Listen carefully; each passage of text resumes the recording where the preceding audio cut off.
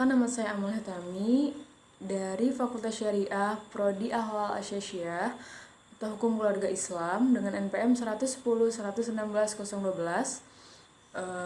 Di sini saya akan mempresentasikan hasil penelitian saya dengan judul Tinjauan Fikih Mawaris terhadap Pembagian Harta Waris Anak Perempuan Bungsu, yaitu studi kasusnya Kampung Adat Naga.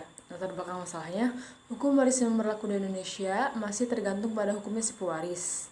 Karena Indonesia dengan latar belakang yang beraneka ragam dalam hal budaya yang berbeda-beda antara satu dengan daerah lainnya. Yang begitu juga hukum waris di Indonesia masih sangat beragam dan berbagai macam sistem hukum kewarisan. Ada hukum waris adat, ada hukum waris Islam, dan hukum waris Barat. Selanjutnya, praktik pembagian dengan cara adat kebiasaan tersebut salah satunya dilakukan pada masyarakat Kampung Naga. Dalam pembagian harta warisan tidak menggunakan ketentuan yang ada dalam Al-Quran dan hadis, tetapi menjadikan pembagian rujukan dalam pembagian harta warisan berdasarkan adat kebiasaan yang berlaku di masyarakat Kampung Naga. Walaupun mayoritas penduduk masyarakat Kampung Naga beragama Muslim. Nah, terus saya juga pembagian harta warisan anak perempuan bungsu juga di Kampung Naga dipengaruhi oleh adat dan tradisi yang berlaku. Karena masyarakat Kampung Adat Naga, pembagian harta warisan anak perempuan biasanya lebih diutamakan dari anak laki-laki. Nah, ini juga kan termasuk dalam adat istiadat yang berlaku di sistem waris mereka. Lanjut, karena hukum Islam itu tidak menerangkan kewarisan anak perempuan bungsu secara khusus, begitu pula dalam KUHP. Lanjut lagi, tujuan penelitian ini untuk mengetahui bagaimana metode pembagian harta warisan anak perempuan bungsu pada masyarakat Kampung Naga, Kecamatan Selawu, Kabupaten Tasikmalaya. Yang kedua, untuk mengetahui bagaimana tinjauan fikih mawaris terhadap anak perempuan bungsu di Kampung Naga, Kecamatan Selawu, Kabupaten Tasikmalaya. Lanjut, metodologi penelitian. Jenis penelitian bersifat kualitatif dengan metode penelitian lapangan. Yang kedua, sumber datanya ada data primer dan data sekunder.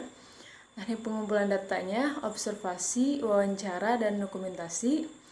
Analisis data digunakan pada yuridis normatif, di mana menyusun secara sistematis data yang didapat dari hasil wawancara, data lapangan, studi pustaka, dan dokumentasi. Oke, lanjut lagi. Hasil penelitiannya secara umum, alasan pengutamaan bagi anak perempuan bungsu dalam memperoleh hak waris diantaranya karena kebiasaan dalam masyarakat. Nah, bahwa langkah perempuan, apalagi anak terakhir, langkahnya terbatas, sehingga orang tua akan mengutamakan sebagian harta warisannya, termasuk rumah pusaka sudah disiapkan. Jadi di sini tuh anak perempuan bungsu tuh mendapatkan lebih banyak harta benda peninggalan orang tuanya dibanding dari ahli waris lainnya.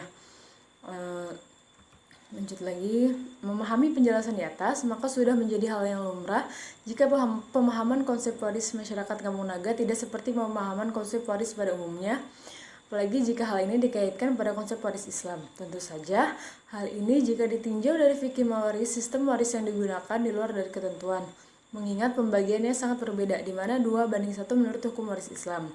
Sedangkan dalam masyarakat Kampung Naga, bagian waris sama rata antara anak laki-laki dan perempuan. Terlebih lagi, mengenai pemberian rumah pusaka dan pengutamaan harta waris yang menjadi hak milik anak perempuan bungsu tersebut.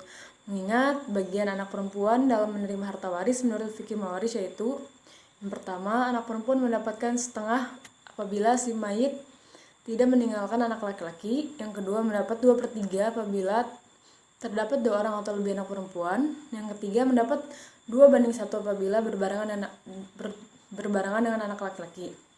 Dan ketidaksesuaian ini bukan berarti tidak diperbolehkan dalam Islam jika hal tersebut dapat mendatangkan kemaslahatan, mengingat masalah kewarisan ini adalah hak individu bagi setiap ahli waris. Oke, lanjut ke kesimpulan. Meski praktik pembagian waris anak perempuan bungsu di Kampung Naga, sistem kewarisan yang dipakai di luar dari ketentuan fikih mawaris, yaitu anak perempuan bungsu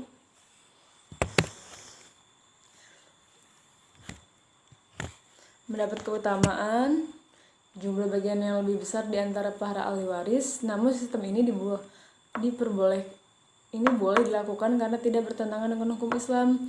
Semua ahli waris menyetujui pembagian dengan cara ini dan telah menjadi kebiasaan masyarakat tersebut atau biasa disebut urf, sehingga kebiasaan ini sudah menjadi ketetapan hukum yang berlalu. Nah, jadi boleh dalam konsep udah.